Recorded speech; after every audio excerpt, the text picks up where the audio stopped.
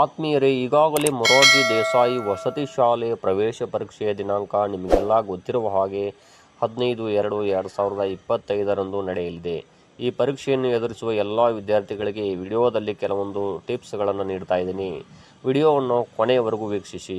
ವಿದ್ಯಾರ್ಥಿಗಳೇ, ಪ್ರವೇಶ ಪರೀಕ್ಷೆಯ ದಿನಾಂಕ 15/2/2025 ಮಧ್ಯಾಹ್ನ 2:30ಕ್ಕೆ ಆರಂಭವಾಗಿ 4:30ಕ್ಕೆ ಪೂರ್ಣಗೊಳ್ಳುವುದರಿಂದ ಆದಷ್ಟು ಬೇಗ 1 ಗಂಟೆಗೆ ಪರೀಕ್ಷಾ ಕೇಂದ್ರಕ್ಕೆ ಹೋಗಿ.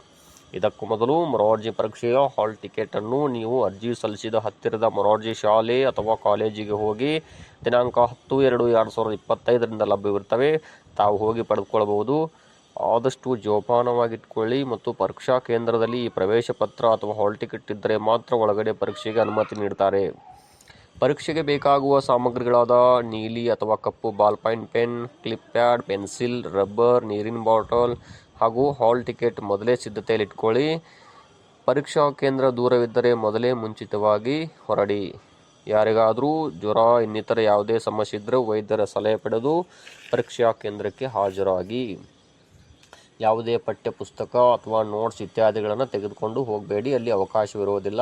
ಆದಷ್ಟು ನಿಮ್ಮ ಶಾಲೆಯ ಸಮವಸ್ತ್ರದಲ್ಲಿ ಹೋಗಬೇಕು. ಪರೀಕ್ಷಾ ಕೊಠಡಿಯ ಒಳಗೆ ಯಾವುದೇ ಆಧುನಿಕ ಎಲೆಕ್ಟ್ರಾನಿಕ್ ಉಪಕರಣಗಳಾದ mobile phone, Bluetooth, wireless sets ಇತ್ಯಾದಿಗಳನ್ನು ಒಯ್ಯಬೇಡಿ, ಇವೆಲ್ಲ ನಿಷಿದ್ಧ. ಪರೀಕ್ಷಾ ಕೇಂದ್ರದ ಆವರಣದಲ್ಲಿಯೇ ನಿಮ್ಮ ಪರೀಕ್ಷಾ ಕೊಠಡಿ ಸಂಖ್ಯೆ ಅಥವಾ ರೂಲ್ ನಂಬರ್ ಪ್ರದರ್ಶನ ಮಾಡಿರುತ್ತಾರೆ.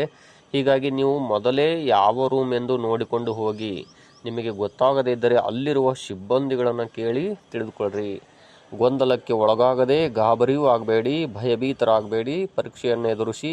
ನಿಮ್ಮ ವಯೋಮಾನದ ಜ್ಞಾನಾಧಾರಿತ ಪ್ರಶ್ನೆ ಪತ್ರಿಕೆ ಅಲ್ಲಿರುವುದರಿಂದ ಹೆದರ್ಕೊಳ್ಳಕ್ಕೆ ಹೋಗಬೇಡಿ. OMRನಲ್ಲಿ ಉತ್ತರಗಳನ್ನು ಹೇಗೆ ಶೇಡ್ ಮಾಡುವುದು ಎಂದು ನಾನು ಈಗಾಗಲೇ ಒಂದು ವಿಡಿಯೋದಲ್ಲಿ ತಿಳಿಸಿದ್ದೀನಿ, ತಾವು ವೀಕ್ಷಿಸಬಹುದು. ಇನ್ನು ಪರೀಕ್ಷಾ ಕೊಠಡಿಯನ್ನು ಪ್ರವೇಶಿಸಿದ ಕೂಡಲೇ ಕೊಠಡಿ ಮೇಲ್ವಿಚಾರಕರಿಗೆ ನಿಮ್ಮ ಪ್ರವೇಶ ಪತ್ರ ತೋರಿಸಿದ ಕೂಡಲೇ ನಿಮಗೆ ಆಸನದಲ್ಲಿ ಕುಳಿತುಕೊಳ್ಳಲು ಅವಕಾಶ ನೀಡುತ್ತಾರೆ. ಮೊದಲಿಗೆ ಮೇಲ್ವಿಚಾರಕರು ನಿಮಗೆ OMR ಉತ್ತರ ಪತ್ರಿಕೆ ನೀಡುತ್ತಾರೆ. ಅದರಲ್ಲಿ ನಿಮ್ಮ ಹೆಸರು, ದಿನಾಂಕ, ಪ್ರಶ್ನೆ ಪತ್ರಿಕೆ, ಕ್ರಮ ಸಂಖ್ಯೆ, ವರ್ಷನ್ ಕೋಡ್, ನಿಮ್ಮ ಸಹಿ, ಕೊಠಡಿ ಮೇಲ್ವಿಚಾರಕರ ಸಹಿಯನ್ನು ಭರ್ತಿ ಮಾಡಿಸ್ತಾರೆ. ನಿಮಗೆ ಏನೇ ಸಂದೇಹಗಳಿದ್ದರೂ ನೀವು ಕೊಠಡಿ ಮೇಲ್ವಿಚಾರಕರನ್ನು ಕೇಳಿ ತುಂಬಿ. ಇದಕ್ಕಾಗಿಯೇ ಅರ್ಧ ಗಂಟೆ ಅವಕಾಶವಿರುತ್ತದೆ. ಅಂದರೆ 2ರಿಂದ 2:30ರವರೆಗೆ ಅರ್ಧ ಗಂಟೆ ಅವಕಾಶ ಇರುತ್ತದೆ. ನೀವು ಆದಷ್ಟು 1:30ರೊಳಗಾಗಿ ಪರೀಕ್ಷಾ ಕೇಂದ್ರವನ್ನು ತಲುಪಬೇಕು. 2:30ಕ್ಕೆ ಪ್ರಶ್ನೆ ಪತ್ರಿಕೆ ನೀಡ್ತಾರೆ. ಪ್ರಶ್ನೆ ಪತ್ರಿಕೆ ಮತ್ತು OMR ವರ್ಷನ್ ಕೋಡ್ ಒಂದೇ ಆಗಿರುವುದನ್ನು ಖಾತ್ರಿಪಡಿಸಿಕೊಳ್ಬೇಕು. ಮತ್ತು ಪ್ರಮುಖ ವಿಷಯ ಏನೆಂದರೆ, ಪರೀಕ್ಷಾ ಕೊಠಡಿಯ ಅಕ್ಕಪಕ್ಕದ ವಿದ್ಯಾರ್ಥಿಗಳನ್ನು ಕೇಳಿ ನೋಡಿ ಬರೆಯೋದಕ್ಕೆ ಅವಕಾಶ ಇರೋದಿಲ್ಲ.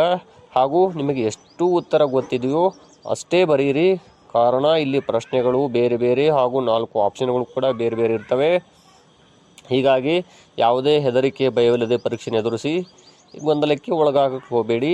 ಪರೀಕ್ಷೆ ಮುಗಿಯುವವರೆಗೂ ಹೊರಗಡೆ ಹೋಗ್ಲಿಕ್ಕೆ ಅವಕಾಶ ಇರೋದಿಲ್ಲ.